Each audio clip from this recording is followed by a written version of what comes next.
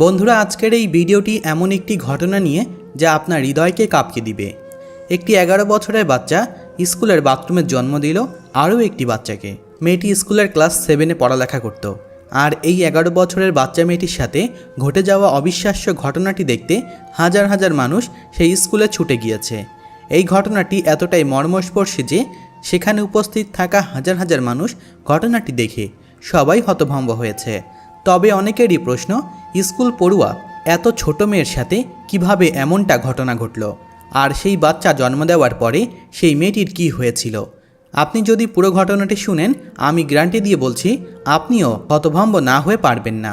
আমাদের আজকের এই ভয়ঙ্কর ঘটনাটি শুধু শোনা নয়, বরং প্রত্যেক পরিবারের জন্য একটি বড় শিক্ষাও। বিশেষ করে যাদের পরিবারের মেয়েরা আছে, যারা এবং স্কুল, কলেজ এবং ভার্সিটিতে যায়, তারা অবশ্যই এই ভিডিওটি একদম শুরু থেকে শেষ পর্যন্ত মনোযোগ সহকারে দেখবেন। আর এই জন্য অনুরোধ করছি, এই শিক্ষামূলক এবং গুরুত্বপূর্ণ ভিডিওটি আপনার পরিবার এবং অন্যান্য পরিবার সবার সাথে শেয়ার করুন, যাতে করে অসচেতন সবাই এর থেকে শিক্ষা গ্রহণ করতে পারে এবং এরকম ঘটনার হাত থেকে আপনারা যেন আপনাদের প্রিয় সন্তানদেরকে রক্ষা করতে পারেন। তাহলে আসুন আর দেরি না করে শুরু করা যাক আজকের এই গভীর এবং শিক্ষামূলক ঘটনাটি। শুরু থেকে শেষ পর্যন্ত দেখতে থাকুন। এই ঘটনাটি সেই স্কুলের কর্মকর্তা এক শিক্ষিকার কাছ থেকেই জানা যায়। তিনি তার মুখের ভাষ্য অনুযায়ী এই ঘটনাটি বর্ণনা করেছেন। চলুন তার মুখ থেকেই তার ভাষ্য অনুযায়ী ঘটনাটি শুনে আসি। এই ঘটনাটি আমার নিজের চোখেই দেখা, আমার নিজের অভিজ্ঞতা। প্রতিদিনের মতোই সেদিনও আমি সবার আগে স্কুলে পৌঁছালাম। স্টাফ রুম একেবারেই ফাঁকা ছিল, চারপাশে নীরব। যখন আমি রাস্তা থেকে স্কুলের দিকে আসছিলাম, তখন রাস্তার আশেপাশের দোকানগুলো তাদের কাজে ব্যস্ত ছিল, আর আমার স্বামী প্রত্যেক দিনের মতো আমাকে স্কুলে পৌঁছে দিয়ে নিজের কর্মসংস্থানে যেতেন। কেননা আমি তার সুরক্ষায় ছিলাম। সব সময় তার কর্মসংস্থান দূর হওয়ায় তাকে তাড়াতাড়ি বের হতে হতো। তাই প্রত্যেক দিনের ন্যায় তিনিও আমাকে তাড়াতাড়ি স্কুলে পৌঁছে দিতেন। ঠিক আমিও তাড়াতাড়ি স্কুলে সবার আগেই পৌঁছাতাম এবং চুপ করে বসে থাকতাম। ঠিক সেদিন আমার পেটে অস্বাভাবিক যন্ত্রণা অনুভব হচ্ছিল, তাই আমি মনে করলাম ওয়াশরুমের দিকে যাই এবং যে বোরখাটা খুলে ফেলি, তাহলে কিছুটা স্বস্তি পাবো। যেই চিন্তা সেই কাজ। ঠিক তখনই আমি স্টাফ রুমের দিকে এগোচ্ছিলাম।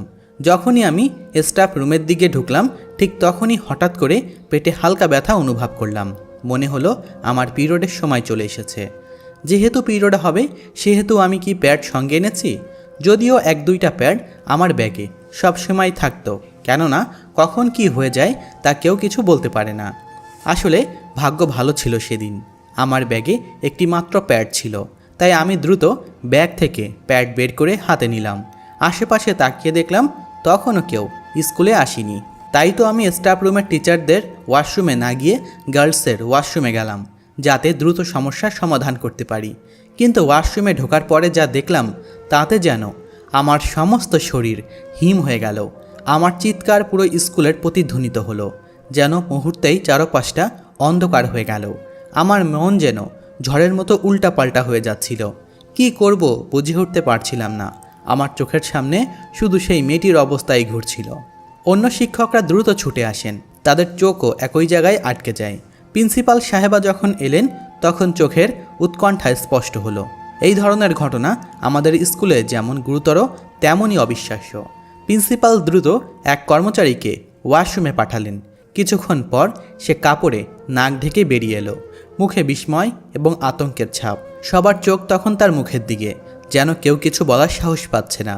তারপর প্রিন্সিপাল সাহেব মাসিয়া নামে সেই কর্মচারীকে নির্দেশ দিলেন ভেতরে যেতে এবং মেয়েটিকে ওয়াশরুম থেকে স্টাফ রুমে নিয়ে আসতে। দুজনই অনেক কষ্টে মেয়েটিকে স্টাফ রুমে নিয়ে এলো।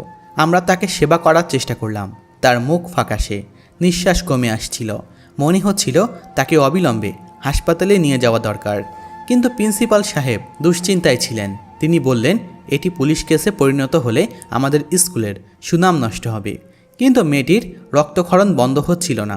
আমি বুঝতে পারছিলাম সময় ফুরিয়ে এসেছে।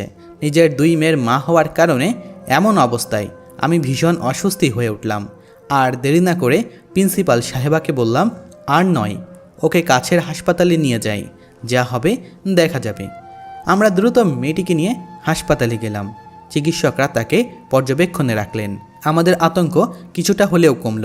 হাসপাতালের ঠান্ডা বাতাসে বসে মনে হচ্ছিল আজকের এই দিনটি কখনোই ভুলতে পারবো না।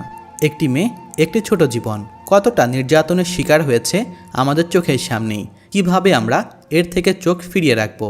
হাসপাতালে ওয়ার্ডের নিরাপত্তা ভেঙে কিছুক্ষণ পর ডাক্তার আমাদের দিকে এগিয়ে এলেন। তিনি বললেন, মেয়েটি শারীরিকভাবে ভীষণ দুর্বল। এমন শারীরিক ক্ষতির পর আবার স্বাভাবিক হতে অনেক সময় লাগবে। তার কথা শুনে আমার চোখে জল চলে আসলো। আমরা আর কতকাল এই ধরনের অপরাধের দিকে চোখ বন্ধ করে রাখব? তারপর তারা জাইনাবকে উপরের তলায় নিয়ে গেল এবং আমাদের বাহিরে অপেক্ষা করতে বলল। প্রিন্সিপাল সাহেবা কিছুক্ষণ চুপচাপ তাকিয়ে রইলেন। তারপর আমার দিকে তাকিয়ে বললেন, এই মেয়ে তোমার তত্ত্বাবধানে ছিল, তাই না? তুমি নিশ্চয়ই জানো এই ব্যাপারটা কি এবং কতদিন ধরে চলছে। এটা একদিনের ঘটনা হতে পারে না। তার কথাই আমি চুপ করে গেলাম। সত্যি এটা একদিনের ঘটনা ছিল না। অনেক দিন ধরেই আমি জাইনাবের মধ্যে অস্বাভাবিকতা লক্ষ্য করছিলাম, কিন্তু কিছু বলার সাহস পাইনি। কিছুক্ষণ পরে প্রিন্সিপাল সাহেবা কাছে ফোন আসে স্কুল থেকে। সিনিয়র শিক্ষকরা জানালেন, স্কুলে মেয়েদের মধ্যে এই ঘটনাকে নিয়ে গুঞ্জন শুরু হয়েছে। ফিস ফিস করে কথা বলছে সবাই। প্রিন্সিপাল সাহেবা চিন্তায় পড়ে গেলেন, কারণ এমন ঘটনা স্কুলের সুনাম নষ্ট করতে পারে। তিনি ভীত হয়ে আমাকে বললেন, এখনই মেয়েটির পরিবারের কাউকে ডেকে আনো। শেষে আমরা জাইনাবের মাকে ডাকার সিদ্ধান্ত নিলাম। সে এতিম ছিল, তার মাথার উপর ছিল শুধু তার মা। তিনি আমাদের পাড়ার পরিচিত মুখ, ঝাড়ুদারে কাজ করতেন। তাকে খবর পাঠানোর সাহস ছিল, কিন্তু তারপরেও কোনো এক মাধ্যম দিয়ে তার মাকে ডেকে পাঠানো হলো। কিন্তু হাসপাতালে এসে পুরো ঘটনা জানার পর তিনি জোরে জোরে কাঁদতে লাগলেন, আমাদের বিরুদ্ধে খারাপ কথা বলতে লাগলেন এবং চারপাশে লোকজনকে জড়ো হয়ে পরিস্থিতি ক্রমশই নাটকীয় হয়ে উঠছিল। যখন প্রিন্সিপাল সাহেবা সহায়তায় আমরা তাকে শান্ত করলাম, বুঝিয়ে বললাম, যদি তিনি এতটা উন্মাদ থাকেন তাহলে তার মেয়ের সম্মানহানি হতে পারে। এই কথা শুনে তিনি চুপ হয়ে যান। এরপর প্রিন্সিপাল সাহেবা আমাকে সান্ত্বনা দিতে চেষ্টা করলেন, কিন্তু আমার মনের মধ্যে তখনও জাইনাবের সেই রক্তাক্ত ইউনিফর্ম, ওয়াশরুমের সেই ছোট্ট অসহায় মুখটা ঘুরপাক খাচ্ছিল।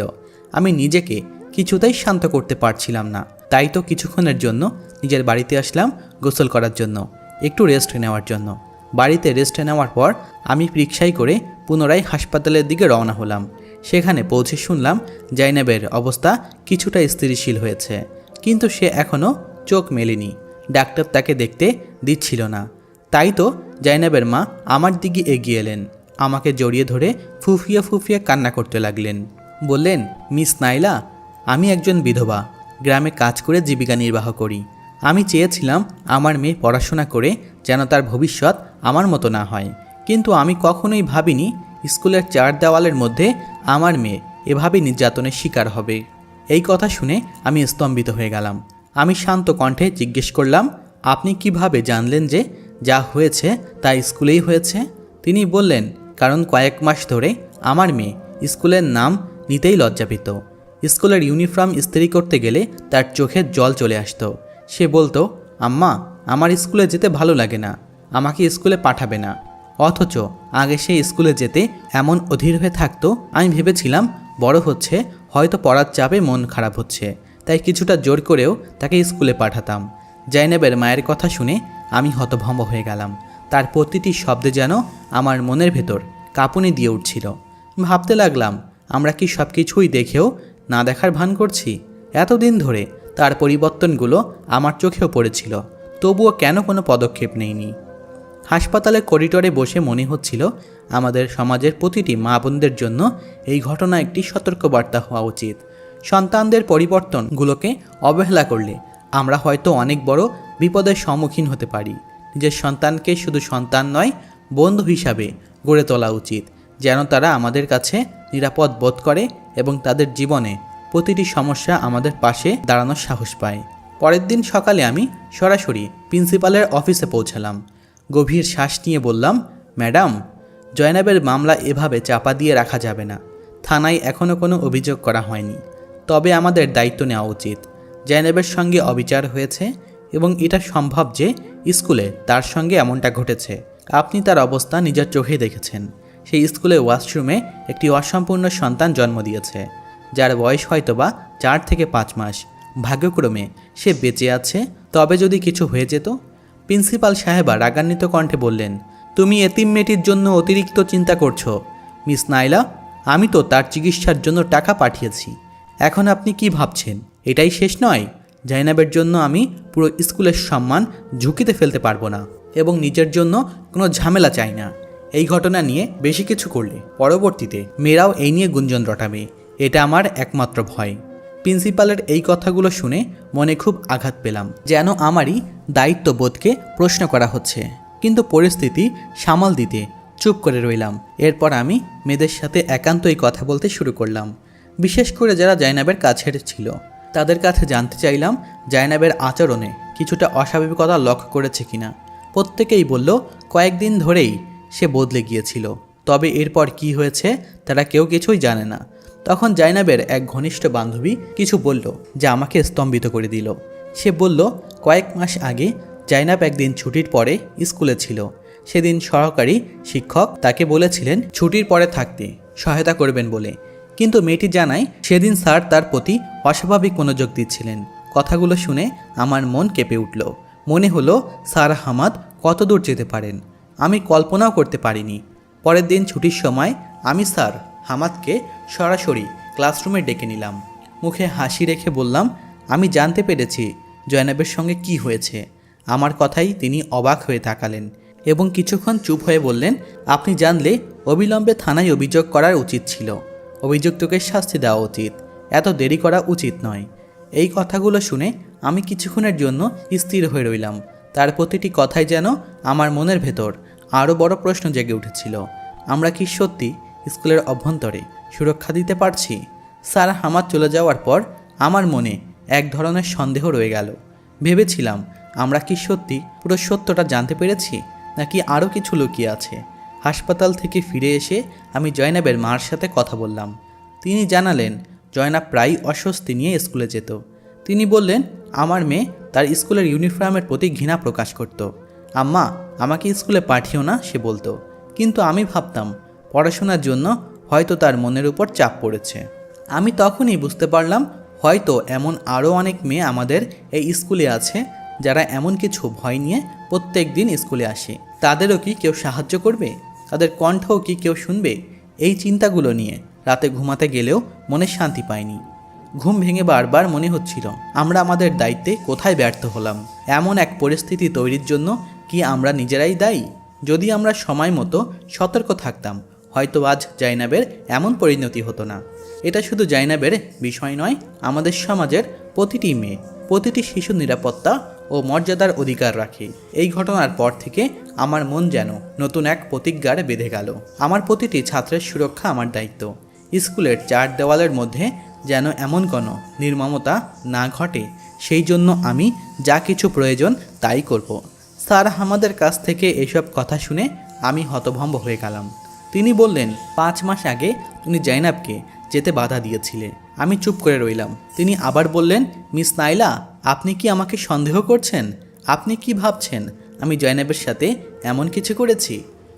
তিনি গভীর শ্বাস নিয়ে বললেন, জয়নাব কম্পিউটারে খুবই দক্ষ, তবে কিছুদিন ধরে তার শরীর খারাপ যাচ্ছিল, তাই ছুটির পরে তাকে কম্পিউটার ল্যাবে একা থাকতে দিয়েছিলাম যাতে আরামে বসতে পারে। আপনি চাইলে আমার শালেকের কাছ থেকেও এ বিষয়ে জিজ্ঞেস করতে পারেন। 5 মাস আগে তিনি সেদিন আমার স্ত্রীর গর্ভপাত হয়েছিল আর আমি নিজের স্টাফ রুমেই ছিলাম। তিনি আরও বললেন, আমি নিজেও একটা মেয়ের বাবা। মেয়েদের সঙ্গে সহজে কথা বলি যেন তারা আমাকে প্রশ্ন করতে সংকোচ না করে, কারণ সাধারণত মেয়েরা পুরুষ শিক্ষকদের কাছে আসতে সংকোচ বোধ করে। এই কথাগুলো বলার সময় তার চোখের মধ্যে এক ধরনের আক্ষেপ ছিল। এরপর তিনি আমার দিকে তাকিয়ে চলে গেলেন। তার চলে যাওয়ার পর আমার মনে একটা দ্বন্দ্ব তৈরি হলো। ভেবেছিলাম স্যার হামাদ যদি সত্যি এমন কিছু না করে থাকেন তাহলে কি আমি তার প্রতি অবিচার করছি? কিন্তু সন্দেহ দূর করার জন্য আমি আবারও তদন্তের পথ বেছে নিলাম। চৌকিদারদেরকে ডেকে বললাম 5 মাস আগে কম্পিউটার ল্যাবে আসলে কি হয়েছিল। কিন্তু এই কথা জিজ্ঞেস করার পর চৌকিদারদের চেহারায় যেন এক ভয়ের ছাপ দেখা যাচ্ছিল। আমি বুঝতে পেরেছিলাম কিছু গোপন তথ্য লুকাচ্ছে তারা, এবং তারপরে কাঁদো কাঁদো চোখে আমাকে বলল, ম্যাডাম, এই বিষয়ে আমরা কিছুই জানি না, আমাকে বারবার এক কথা জিজ্ঞেস করবেন না। আমার মনে হলো এই পাহারাদাররা আমাদের কাছ থেকে কিছু একটা লুকাচ্ছে। স্কুলে কি হয় না হয় সেগুলো আমাদের চেয়ে এই চৌকিদাররা সবচাইতে বেশি ভালো জানে। এরই মধ্যে প্রিন্সিপাল সাহেব সেখানে এসে বললেন, মিস নাইলা, আপনি কেন বুঝতে পারছেন না? এই ব্যাপারটা এখানেই শেষ করতে হবে। কাল আমি হজে যাচ্ছি, নতুন কোনো ঝামেলা চাই না। তার কথায় চৌকিদাররা সরে গেল আর আমি হতাশায় ফিরে এলাম। কিন্তু চৌকিদারদের কাছে ফিরে গিয়ে অনুরোধ করলাম, আমাকে সত্যটা বলো, কম্পিউটার ল্যাবে কি ঘটেছিল। যদিও প্রথমত তারা এগুলো কোনো কিছুই বলতে চাচ্ছিল না, কিন্তু তারপরেও আমি তাদেরকে অনেক অনুরোধ বিনয় করলাম। এমনকি তাদের কিছু অর্থ দেওয়ার প্রতিশ্রুতি দিলাম এবং তাদের সন্তানদেরকে ফ্রিতে টিচিং দিব বলে তাও তাদের আশ্বস্ত করলাম। ঠিক তখনই তারা টাকার লোভে পড়ে ঘটনাটি বলতে লাগলো, যা শুনে আমার অশ্রু সজল চোখ সত্যটা উন্মোচন হলো। চৌকিদার কান্না ভেজা কণ্ঠে বলল, সেদিন স্যার হামাদ আমাকে স্কুলে থাকতে বলেছিলেন, কিন্তু সেই দিন তার অনুপস্থিতিতে আমি বাইরে গিয়েছিলাম। সেই সুযোগে তিনি জাইনাবকে নির্জনে কম্পিউটার ল্যাবে তালাবদ্ধ করে নির্যাতন করেন। পরে হুমকি দেন, যদি সে কিছু বলে তবে তাকে মেরে ফেলবে। ভয়ে জাইনাব চুপ ছিল। তারপর চৌকিদাররা বলল, এটা শুধু এখানেই শেষ নয়, কিছুদিন ধরে স্কুল ছুটির পর প্রহরীরা তার উপর অত্যাচার করা শুরু করেছিল। এভাবে দীর্ঘদিন ধরে সে নীরবে সহ্য করছিল। আর কয়েকদিন আগেই স্কুলের ওয়াশরুমে সে 5 মাসের অসম্পূর্ণ সন্তান জন্ম দিল। এই কথাগুলো শুনে আমার মনটাও ভেঙে গেল। আমার চোখের সামনে জয়নাবের ছোট্ট মুখটা ভেসে উঠল, তার অশ্রুসিক্ত চোখ, তার করুণ মুখ। একটা অসহায় মেয়ের জীবন ধ্বংস হয়ে গেল। আর আমরা সব কিছু জেনেও যেন নীরবে থাকলাম। রাতভর আমি ঘুমাতে পারিনি। আমার মনের ভেতর বারবার প্রশ্ন জাগছিল, আমরা কি সত্যি আমাদের দায়িত্ব ঠিক মতন পালন করছি? সেই ছোট্ট মেয়েটির জন্য এই স্কুল, এই সমাজ কি নিরাপদ ছিল? তার নিঃশব্দ আর্তনাদ কি আমরা কেউ শুনতে পাইনি? পরের দিন সকালে প্রিন্সিপালের অনুপস্থিতিতে আমি স্কুলের কয়েকজন শিক্ষকের সাথে আলোচনা করলাম। তাদের প্রতিক্রিয়া দেখে আমি হতভাগ হয়ে গেলাম। কেউ কেউ বললেন, এটা ভুলে যাও নাইলা, এটা নিয়ে বেশি কথা বললে আমাদের ভবিষ্যৎ ঝুঁকিতে পড়বে। এই কথাগুলো শুনে আমার মন ভেঙে গেল। কেন আমরা এমন নির্মম হয়ে গেলাম? কেন একটি শিশুর জীবন থেকে আমাদের নিজেদের স্বার্থ বড় হয়ে উঠল? আমি যদি সঠিক সময় সেখানে না পৌঁছাতাম তাহলে কি হতে পারত ভাবতেই ভয় লাগে। জাইনাবের মা জানেই না যে তাদের মেয়ের ওপর কি হয়ে গিয়েছে। প্রহরীদের কাছ থেকে যখন আমি সত্যটা জানতে চাইলাম তখন তাদের কথায় আমি অবাক হয়ে গেলাম, কারণ সে জানায় ঘটনার পরপরই তারা স্কুল ছেড়ে গ্রামের বাড়িতে চলে গেছে। তারা এতটাই ভীত ছিল যে তারা সেই গ্রামে স্থায়ীভাবে থাকতে পারেনি। তার চোখে মুখে ভয়ের ছাপ স্পষ্ট ছিল, যেন সে যে কোনো মুহূর্তে পালাতে চাইছে। এই ভয়, এই আতঙ্ক কি একজন নিরপরাধ মানুষের মধ্যেই দেখা যায়? এদিকে প্রিন্সিপাল সাহেব হজে চলে গেলেন। ভাবছিলাম, এমন হজ কি কখনো কবুল হবে? আমাদের স্কুলে এক মেয়ের উপর এমন জঘন্য অন্যায় হয়েছে, অথচ স্কুলের মান মর্যাদা রক্ষা করতে তিনি কোনো পদক্ষেপই নেননি। তার এই নীরবতা কি আমাদের দায়িত্বকে অস্বীকার করার শামিল নয়? এই ঘটনার পর থেকে আমার মনের মধ্যে একটা কথা বারবার ঘুরছিল, আমরা কি সত্যি আমাদের সন্তানদের জন্য একটি নিরাপদ পরিবেশ তৈরি করতে পেরেছি? এই সমাজে যেখানে তাদের বড় করে তোলা হচ্ছে, সেখানে কি তারা সত্যি সুরক্ষিত? এক একটা ঘটনা শুনে মনে হয় আমরা সবাই যেন চোখ বন্ধ করে চলছি, অথচ আমাদের আশেপাশে এমন নৃশংসতা ঘটেই যাচ্ছে। আমি এই কথাগুলো সবার কাছেই বলতে চাই। আপনার সন্তানদের শুধু সন্তান নয়, তাদের বন্ধু হিসাবে গ্রহণ করুন। সন্তানদের প্রতি যত্নশীল হন, তাদের প্রতিটি পদক্ষেপে নজর রাখুন। তাদের জীবনের প্রতিটি পরিবর্তন, প্রতিটি উত্থান পতন আপনার কাছে যেন প্রতিফলিত হয়। তাদের মন খুলে কথা বলতে দিন, যাতে তারা সবসময় আপনার কাছে নিরাপত্তা খুঁজে পায়। প্রিয় বন্ধুরা, আমার এই অভিজ্ঞতা থেকে যদি কিছু শেখা যায় তাহলে এই বার্তাটি আপনার অন্যদের সাথে শেয়ার করুন। আমাদের সমাজে আজ নানা বিপদ প্রবেশ করেছে। স্কুল, কলেজ, বিশ্ববিদ্যালয়, এমনকি হাসপাতালগুলোতেও সন্তানদের প্রতিটি পরিবর্তন এবং অনুভূতিশীলকে গুরুত্ব দিন, কারণ সচেতনতা আজ সবচেয়ে বড় অস্ত্র। আমাদের প্রয়োজন একটি নিরাপদ সমাজ গড়ার, যেখানে প্রতিটি শিশু আনন্দ ও নিরাপদের সাথে বেড়ে উঠতে পারে। এই বার্তাটি সবাইকে সচেতন হতে সাহায্য করবে এবং আমরা যদি একসঙ্গে চেষ্টা করি তাহলে হয়তো আমাদের সমাজকে নিরাপদ রাখতে পারবো। এই ঘটনাটি যেন আমাদের জন্য একটি শিক্ষা হয়ে থাকে, যাতে আর কখনোই জাইনাবের এমন পরিস্থিতিতে শিকার হতে না হয়। আসুন আমরা সবাই মিলে প্রতিজ্ঞা করি এমন একটি সমাজ গড়ব যেখানে কোনো শিশুকে এমন অসহায় হতে হবে না, যেখানে প্রতিটি মেয়ের নিরাপত্তা এবং সম্মানের সঙ্গে তার জীবনযাপন করতে পারবে।